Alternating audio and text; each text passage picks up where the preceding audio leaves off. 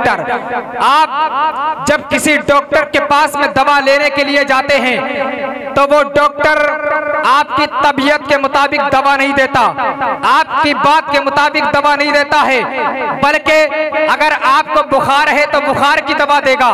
अगर आपके सर में दर्द है तो सर में दर्द की दवा देगा, अगर आपके पेट में दर्द है तो पेट के दर्द की दवा देगा। इसी तरीके से ये उलमाए किराम, आप पूरी कौम के रूहानी डॉक्टर है, पूरी कौम के रूहानी डॉक्टर, लेकिन ये उलमाए किराम जब कौम को किसी समझाने के लिए, इस्लाह करने के लिए अगर तकरीर बोल देते हैं तो इन्हीं उलमाए किराम के लिए बहुत बड़ी मुसीबत का सामना करना पड़ जाता है। अगर यही उलमाए किराम इसी मिंबरे नूर पर खड़े होकर के सूद खाने वालों के खिलाफ बोल दे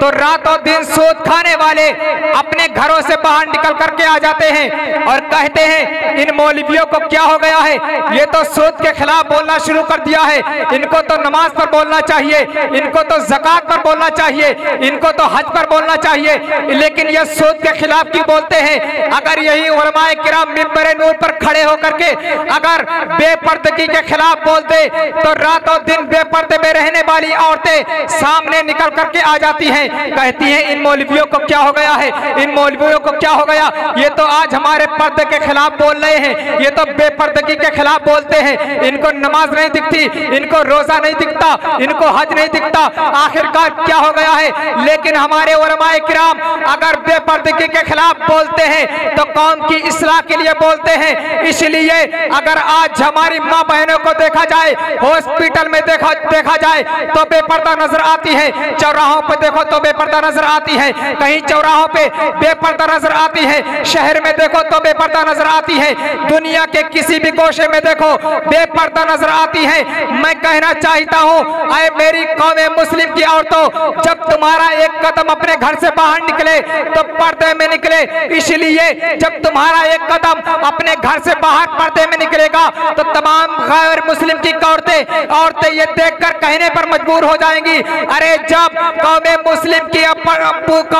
की औरतों के पर्दे का ये आलम है तो मुस्तफा जाने रहमत की बेटी के पर्दे का आलम क्या होगा। गोया के उलमा की मौजूदगी में ये कह दिया जाए, जब उनके गदा भर देते हैं शाहाने जमाना की झोली, मोहताज का जब ये आलम है मुख्तार का आलम क्या होगा, मुख्तार का आलम क्या होगा। लेकिन आज हमसे इतने बड़े बड़े गुनाह हो जाते हैं, आज हमारे पास में इतने बड़े बड़े गुनाह हो जाते हैं, हमसे इतने बड़े बड़े गुनाह हो जाते हैं, लेकिन जब हमारे घरों में मुसीबतें आ जाती हैं, जब हमारे घरों में हमको मुसीबतें घेर लेती हैं, जब हमारे घरों में परेशानियां आ जाती हैं तो फिर हम जाते हैं आलिमाओं के पास, उलमाओं के पास में जाते हैं और कहते हैं हजरत हमारे लिए दुआ फरमा दें, हमारे लिए दुआ करते, हमारे घर में बरकत नहीं होती है, हजरत हमारे घर में परेशानियां आ गई हैं, हमारे घर में मुसीबतें आ गई है, हमको मुसीबतों ने घेर लिया है। मैं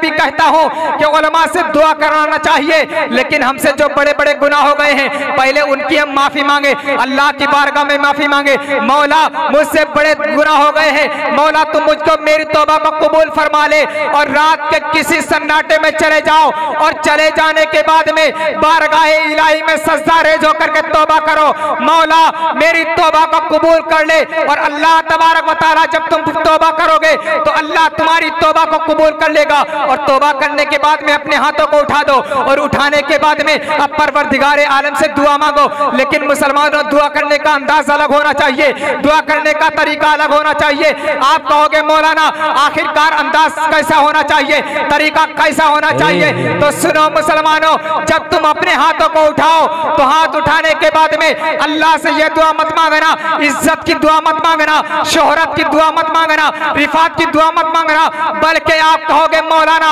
अगर हम इज्जत की दुआ ना मांगे तो कौन सी दुआ मांगे, शोहरत की दुआ ना मांगे तो कौन सी दुआ मांगे, अजमत की दुआ ना मांगे तो कौन सी दुआ मांगे। तो मैं कहना चाहता हूँ तुम वही दुआ मांगो जो कल सिद्दीक़ अकबर ने मांगी थी, जो उमर फारूक आजम ने मांगी थी, जो उस्मान गनी ने मांगी थी, जो मौला अली ने मांगी थी, जो सरकार गौसे आजम ने मांगी थी, जो गरीब नवाज ने मांगी थी, जो सरकार आला हजरत ने मांगी थी। आप कहोगे मौलाना आखिरकार सिद्दीक़ अकबर ने कौन सी दुआ मांगी थी, उमर फारूक आजम ने कौन सी दुआ मांगी थी, गौसे आजम ने कौन सी दुआ मांगी थी, हमारे सरकार आला हजरत ने कौन सी दुआ मांगी थी। तो तवज्जो करना मुसलमानों, जब इन लोगों ने अपने हाथों को दुआ के लिए उठाया है तो उसके बाद में हाथ उठा करके ये दुआ नहीं मांगी है, इज्जत की दुआ नहीं मांगी, शोहरत की दुआ नहीं मांगी, रिफात की दुआ नहीं मांगी, बल्कि जब इन तमाम अस्फियाए किराम ने अपने हाथों को दुआ के लिए उठाया है तो उठाने के बाद में ये दुआ मांगी है, मौला तू मुझको इज्जत ना देना,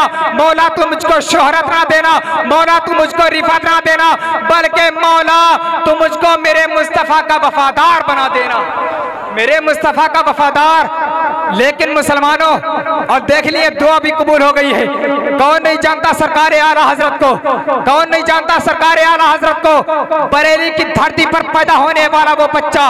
जिसको सरकार आला हजरत कहा जाता है, पूरी दुनिया के चप्पे चप्पे से, पूरी दुनिया के खित्ते खित्ते से ये आवाज आती है, अरे सरकार आला हजरत आप ही तो हैं जिन्होंने हमारा ईमान बचाया है, हमारा ईमान बचाया है। और सरकार आला हजरत की अजमत भी बढ़ गई, सरकार आला हजरत को शोहरत भी मिली है। आप पूरी दुनिया का सफर करें, आप पूरी दुनिया तो छोड़िए, सिर्फ आप हिंदुस्तान का सफर करें और हिंदुस्तान का सफर तय करने के बाद में जब आप 100 किलोमीटर की दूरी पर पहुंचेंगे तो आपको जबान बदलती नजर आएगी, आपको तहजीब बदलता नजर आएगा, आपको तमद्दुन बदलता नजर आएगा, आपको कल्चर बदलता नजर आएगा। आप जब मिसाल के तौर पर लोग मुरादाबाद में पानी को पानी कहते हैं और मुरादाबाद में पानी को पानी कहते हैं, रामपुर में पानी को पानी कहते हैं, शाहजहांपुर में पानी को पानी कहते हैं, मुरादाबाद में पानी को पानी कहते हैं, अमरोहा में पानी को पानी कहते हैं। लेकिन आप बिहार चले जाओ, वहां लोग पानी को पानी नहीं कहते हैं, बल्कि पानी को पनिया कहा जाता है,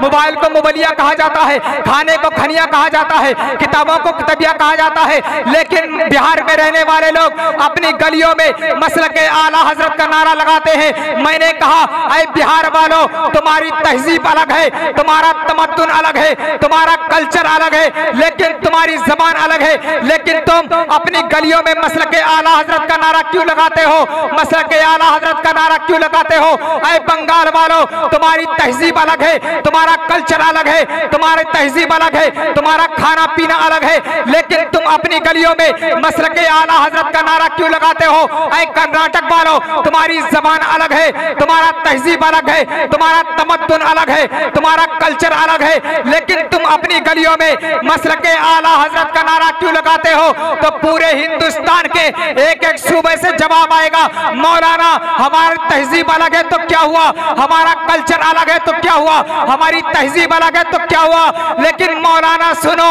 वादी रजा की कोहे हिमाला रजा का है, वादी रजा की कोहे हिमाला रजा का है, जिस सिमत देखिए वो इलाका रजा का है, जिस सिंध देखिए वो इलाका रजा का है। और मुसलमानों सुनो एक मिनट के लिए, आला हजरत का कुछ लोग नाम तो लेते हैं खुश होकर और कुछ लोग लेते हैं मजबूर होकर। वही बरेली का जंक्शन है जिसमें एक शख्स ऐसा है जो जिसके पीठ पर बोरिया बिस्तर लगे हुए हैं, जिसके पेट पर स्टोव लगा हुआ है, बगल में प्लेटें दबी हुई है। मैंने कहा कहाँ जा रहे हो, बोला मौलाना जयपुर जा रहा हूँ तबलीग के लिए,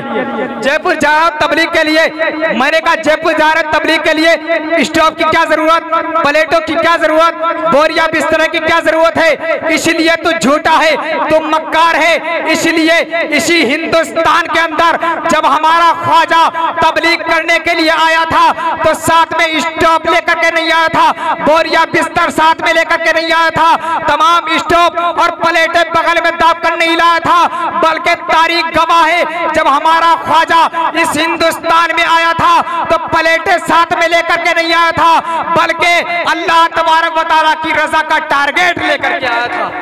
टारगेट लेकर के आया था। मैंने कहा भाई किस ट्रेन से जाना है, किस ट्रेन से, बोला मौलाना वो अभी आ रही है, बोला मौलाना वो अभी आ रही है। मैंने कहा नाम बोलो नाम, बोला मौलाना जो अमरोहा होकर के आती है, जो मुरादाबाद होकर के आती है, जो रामपुर होकर के आती है, जो शाहजहांपुर होकर के आती है। मैंने कहा रामपुर तो बिहार वाली भी होकर के आती है, बंगाल वाली भी होकर के आती है। मैंने कहा नाम बोल नाम, तो मुंह दबा के बोला मौलाना आला हजरत एक्सप्रेस। बोला मौलाना आला हजरत एक्सप्रेस। मैंने कहा फिर कहते क्यों नहीं हो? ये यूपी क्या, वो दिल्ली क्या, करूं क्या जिक्र भारत का? अरब में बोलबाला है इमाम अहले सुन्नत का। और उठाकर देख लो हर एक फतवा आला हजरत का, उठाकर देख लो हर एक फतवा आला हजरत का है, चेहरा थानवी का और तमाचा आला।